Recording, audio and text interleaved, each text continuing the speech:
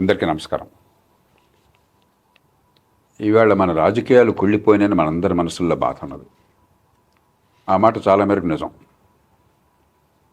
అందున తెలుగు రాష్ట్రాల్లో విపరీతమైన డబ్బు, కులం, మతం, అధికారం కోసం ఏదైనా చేసే తత్వం పెరిగిపోయినాయి. అయినా కూడా ఇదే పరిస్థితుల్లో కొన్ని మంచి పరిణామాలు వస్తే, అద్భుతాలు జరిగితే మనసంతా ఆనందంతో నిండిపోతుంది. కాబట్టి ఆనందంతో మేము ముందుకు వస్తున్నాను. ఇవాళ సోదరుడు ఆదిత్య ఒక ఇంజనీర్, చిత్తశుద్ధి, నిజాయితీ ఉన్న మనిషి, దేశం అంటే ప్రేమ, సమాజం అంటే మమకారం ఉన్న మనిషి. యూత్ ఫర్ బెటర్ ఇండియా దాన్ని లోక్సత్తా ఉద్యమం ఏర్పాటు చేసింది, అందరినీ ప్రోత్సహించింది. యువతంతా కూడా ఆ వేదికన ఉండి సమాజంలో 10 మందికి మేలు చేసే ప్రయత్నం చేయడం, అవినీతిని అడ్డుకోవటం, నిరంతరం చిత్తశుద్ధితో పనిచేస్తున్నారు. అలా అద్భుతంగా పనిచేసిన వాళ్ళు మొట్టమొదటి వాడు ఆదిత్య. నిజామాబాద్లో కొన్ని ఏళ్ల పాటు విరామం ఎరగకుండా, అలసట లేకుండా, ఏమీ ఆశించకుండా, కాళ్ళకి బొబ్బలు వచ్చేంతగా కష్టపడి రాత్రింబవళ్ళు తిరిగి ప్రజలకు అందుబాటులో ఉండి రకరకాలైనటువంటి సేవలు అందించారు. ఏమీ ఆశించి కాదు, పదవులు ఆశించి కాదు, అధికారం ఆశించి కాదు, డబ్బు ఆశించి కాదు. ఎన్ని కష్టాలు ఎదుర్కొన్నా కూడా అక్కడ ప్రజలు పక్కన నిలబడ్డారు. నిజామాబాద్లో బాబాసాహెబ్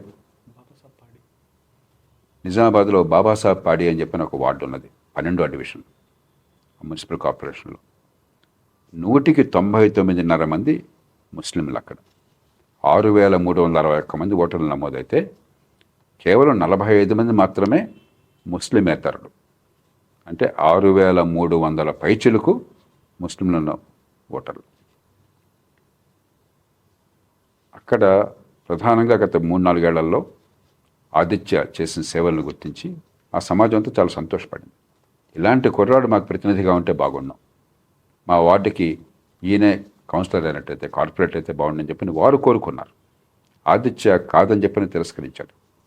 నాకు ఓపిక లేదు, నాకు ఎన్నికల్లో పోటీ చేసే ఆలోచన లేదు, వద్దని చెప్పాను. కానీ కావాలని చెప్పని అక్కడున్న వారే మసీదుల్లో ప్రార్థన చేసేవారు, మసీదులు నడిపేవారు. అక్కడ ముస్లిం సమాజంలో ప్రజలంతా కూడా ముందుకు వచ్చి ఆయన కావాలని కోరుకున్నారు. తర్వాత రిజర్వేషన్లో మహిళలకు కేటాయించారు. ఆ వంకన పెట్టి ఆదిత్య తప్పుకునే ప్రయత్నం చేశాడు. మళ్ళీ మహిళలకు వచ్చింది కదా, పోనీ నేనైతే పోటీ చేసేవాడిని అని చెప్పంటే మళ్ళీ గట్టిగా ఒత్తిడి తీసుకొచ్చి వాళ్ళ అమ్మగారు అరుంధతి గారు వారిని పోటీలో దింపారు. కాంగ్రెస్ పార్టీని అభినందించాలి. అక్కడ పూర్తిగా ముస్లిం ఓటర్లు ఉన్నా కూడా ఒక హిందువుకి వారు సీట్ ఇచ్చారు. అందున ఆయన ఏదో ఫలానా కులం అని కాదు, లేకపోతే ఫలానా వాళ్ళ కొడుకని కాదు, మరో కారణం కాదు. అక్కడ ప్రజలు కోరుతున్నారని గమనించి సీట్ ఇచ్చారు. ఈవేళ సంప్రదాయ పార్టీలో ఏ పార్టీ అయినా కూడా ఎంతెంత ఖర్చు పెడతారో ఎన్నికల్లో మనం చెప్పనక్కర్లేదు. అక్కడ ఎంత ఖర్చు పెట్టారో పత్రికలు తెలుసుకోవచ్చు, ఏమైందో తెలుసుకోవచ్చు. అన్ని రకాల ప్రలోభాలు ఉంటాయి. మరి 6,300 మంది పైచులకు ముస్లింలు ఉన్నప్పుడు, ఓటర్లంతా ముస్లింలు అయినప్పుడు, ముస్లిం ప్రతినిధిగా ఒక పార్టీ నిలబడినప్పుడు సహజంగానే మరి వారి వాదన వారు చేస్తారు. అవన్నీ పక్కన పెట్టి ఆ పార్టీలో మహామహులు అక్కడ వచ్చి ప్రచారంలో కూర్చున్నా కూడా, పార్టీ అధ్యక్షులతో సహా, ఓ పార్లమెంట్ సభ్యులతో సహా కూర్చున్నా కూడా పెద్ద మెజారిటీతో అరుంధతి గారిని కేవలం ఆదిత్య అక్కడ అందించిన సేవలు గుర్తుంచుకొని ఓటు వేసి నెగ్గించారు. ఈవాటి రాజకీయాల్లో అందున మన తెలుగు రాష్ట్రాల్లో ఒక మహాద్భుతం ఇది. అంటే ఇంకా ఈ రాజకీయ ప్రక్రియలో, ప్రజాస్వామ్యంలో జవజీవాలు ఉన్నాయి. మనం కులం పేరుతో, హిందూ ముస్లిం అన్న పేరుతో, ప్రాంతం పేరుతో, మరో పేరుతో ఎంతగా సమాజాన్ని మనం చీల్చేసినా కూడా సామాన్య ప్రజల్లో ముందు చూపు, నిజాయితీ, చిత్తశుద్ధి, ఇంగిత జ్ఞానం ఉన్నాయి. కాబట్టే మా మతం కాదు కావాల్సింది, మా ప్రతినిధులు మేము చూడవలసింది మమ్మల్ని మాకు సరిగ్గా సేవలు అందించే తత్వం కావాలి, నిజాయితీ కావాలి, సామర్థ్యం కావాలి. గతంలో మేము చూసాం ఇలాంటి వాళ్ళే కావాలని ఎంచుకున్నారు. అందుకు ఈ బాబాసాహెబ్ పాడీలో ఉన్నటువంటి ఓటర్లని, ముస్లిం ఓటర్లని, సామాన్య ఓటర్లని, వాళ్ళు చాలామంది రెక్కాడితే కానీ డొక్కాడిన వాళ్ళు, చాలామంది పేదరికంలో, కష్టాల్లో, కన్నీళ్ళలో ఉన్నవారు. అన్ని ప్రలోభాలని జయించి, అన్ని ఒత్తిళ్ళని కాదని చెప్పని, మతం మా ప్రార్థనా మందిరానికి పరిమితం తప్ప మా మసీదుకి పరిమితం తప్ప మతానికి రాజకీయానికి సంబంధం లేదని చెప్పని మనసు పెట్టి ఓటు వేశారు.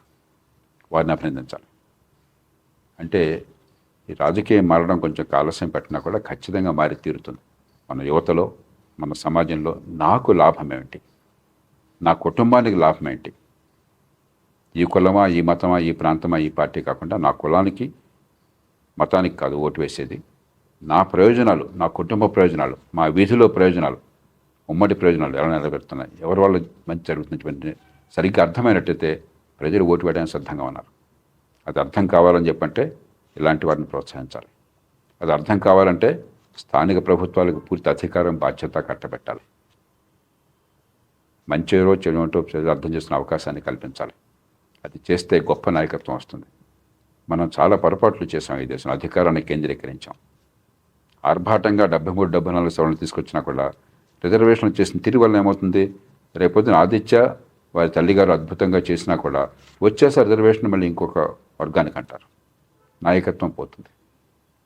ఈ పొరపాట్లు లేకుండా ఉన్నట్టయితే మనం నిజంగా సమాజానికి పనికొచ్చే వాళ్ళని కనుక ఎంచుకునే అవకాశం రాజకీయ పార్టీలు ఇచ్చినట్టయితే ప్రజలు సిద్ధంగా ఉన్నారు. అది మళ్ళీ మళ్ళీ రుజువు అవుతున్నది. ఈ ఉదంతంలో రుజువైంది. ఇప్పుడు మనం అంతా కూడా ఇలాంటి వారికి సహాయపడాలి, వారికి మద్దతు నిలవాలి. అక్కడ ప్రజలకు మంచి చేసే బాధ్యత కేవలం అరుంధతి గారిది, ఆదిత్య గారిది మాత్రమే కాదు, మనందరిది. ఎంతో నమ్మకంతో ఆ ప్రజలు ముందుకొచ్చి ఓటు వేశారు. ఆ నమ్మకం ఒమ్ము కాకూడదు. ఎందుకంటే అధికారం కోల్పోయామన్న బాధపడేవాళ్ళు, పదవులు మాకు రాలేదు అని చెప్పని ఈర్ష్యపడేవాళ్ళు, లేకపోతే ఇలాంటి వాడు ఏదైతే రేపొద్దున మేకవుతాడేమో, మా భవిష్యత్తు ఏంటని భయపడేవాళ్ళు చాలామంది ఉంటారు రాజకీయంలో. పార్టీలన్నీ పేరుకున్నా కూడా ఎక్కడ గందరగోళం అక్కడ. కాబట్టి ఏదో రకంగా విఫలం కావాలనే అక్కడ చాలామంది ప్రయత్నం చేస్తారు. విఫలం కాకుండా మంచి వాళ్ళని అనుకుంటే మంచి పనులు జరుగుతాయి, మా అందరికీ ఉమ్మడిగా సేవలు అందుతాయి, మా పన్నుల డబ్బులు సద్వినియోగం అవుతాయి నమ్మకాన్ని కలిగించాలి. అలాంటి పనుల్ని ఖచ్చితంగా ఆదిత్య, అక్కడ కార్పొరేటర్గా ఎన్నికైనటువంటి అరుంధతి గారు చేస్తారని విశ్వాసం నాకున్నది. వారికి అండగా నిలబడి ఈ పార్టీలు, కుట్రలు, కుతంత్రాలు పక్కన పెట్టి ప్రజలకు న్యాయం జరిగేట్టుగా మనందరం సాయం చేద్దాం. ఇలాంటి రాజకీయాన్ని మనం ఆహ్వానిద్దాం. ఏ పార్టీ అయినా, ఏ కులమైనా, ఏ మతమైనా సరే మనకు కావాల్సింది పన్నుల డబ్బులు సద్వినియోగం కావటం, మనకు కావాల్సింది ఉమ్మడి ప్రయోజనాలు నెరవేరటం. అలాంటి రాజకీయాన్ని మనం ఆహ్వానిద్దాం, దానికి ప్రోత్సాహం ఇద్దాం, వాళ్ళందరికీ మద్దతు ఇద్దాం. మరోసారి మిమ్మల్ని అందరినీ కోరుతున్నా, మనసు పెట్టి ఈ కులాల విష జ్వాలలోంచి, ఈ మతాల మౌఢ్యం నుంచి, ఈ ప్రాంతాల విభేదాల నుంచి, ఈ పార్టీల పేరుతో కక్షలు కార్పొరేట్ల నుంచి బయటకు వచ్చి ఎన్నికలు పోటీ చేసేవాళ్ళ కోసం కాదు, ఎన్నికలు ఓటు వేసేవాళ్ళ కోసం, ఎన్నికలు పన్ను కట్టే వాళ్ళ కోసం. అందున స్థానిక ప్రభుత్వాల్లో సరిగ్గా పనులు జరిగితే ప్రజలకు ఓటు ఏంటో అర్థమవుతుంది. కాబట్టి మనందరం ఇలాంటి ఏర్పాట్లు ప్రతి నియోజకవర్గంలో, ప్రతి వార్డులో, ప్రతి కార్పొరేటర్ డివిజన్లో జరిగే ఏర్పాటు చేద్దాం. ఒత్తిడి తెద్దాం. అధికారాన్ని, బాధ్యతని స్థానికంగా ఇవ్వండి. మంచో చెడు నిగ్గు తేలుస్తుంది. ప్రజలకు అర్థమవుతుంది ఎవరు పనికొస్తారో, ఎవరు పనికిరారో. పనికొచ్చే వాళ్ళని వారే ఎంచుకుంటారు. కాలక్రమేణా మంచి నాయకత్వం పెరుగుతుంది, ప్రజాస్వామ్యం బలపడుతుంది. ప్రజాస్వామ్యం వెళ్ళనుకోకపోతే ఏం జరిగిందో మనం చాలా దేశాల్లో చూస్తున్నాం. ఈ మధ్యదాకా బంగ్లాదేశ్లో చూసాం. ఇప్పుడు నేపాల్లో ముక్కు మొహం తెలిగినటువంటి ఒక కుర్రాడికి పట్టం కట్టారు ప్రజలు. ఎందుకంటే ఉన్న పార్టీలతో విసుగు చెంది. పాకిస్తాన్లో ఏం జరుగుతుందో చూస్తున్నాం. ఇరాన్ లాంటి దేశంలో ఒకప్పుడు ఆధునికీకరణ, ఒకప్పుడు ప్రజాస్వామికీకరణ జరుగుతుంటే ఆ మొత్తాన్ని పక్కన పెట్టేసి మత ఛాందస్సుల పాలన వచ్చింది. ఏం జరిగిందో మనం చూసాం. ప్రజాస్వామ్యాన్ని గట్టిగా నిలబెట్టకపోయినట్టయితే, మంచి నాయకత్వాన్ని కులాలకి, మతాలకి, ప్రాంతాలకు అతీతంగా పెంచుకోకపోయినట్టయితే నష్టపోయేది దేశం మొత్తం, ప్రతి ఒక్కళ్ళం మనం, మన కుటుంబాలు. మళ్ళీ మళ్ళీ ఈ ఉదంతం దాన్ని రుజువు చేస్తోంది. అందుకే మనసు పెట్టి ఆలోచించండి. ఆదిత్య నిజమైన మనిషి, ఏఐ ద్వారా జనరేట్ చేసిన మనిషి కాదు.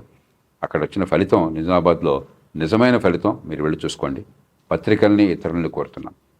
ప్రజల్లో నిరాశ నింపడం కాకుండా ఆశను నింపండి. ఇలాంటివి పూర్తిగా మీరు అధ్యయనం చేయండి. వాస్తవాలు వెలుగులోకి తీసుకురండి. ప్రజల్లో నమ్మకాన్ని పెంచండి. ప్రజాస్వామ్యాన్ని మరింత పరిపుష్టం చేయండి. నమస్కారం.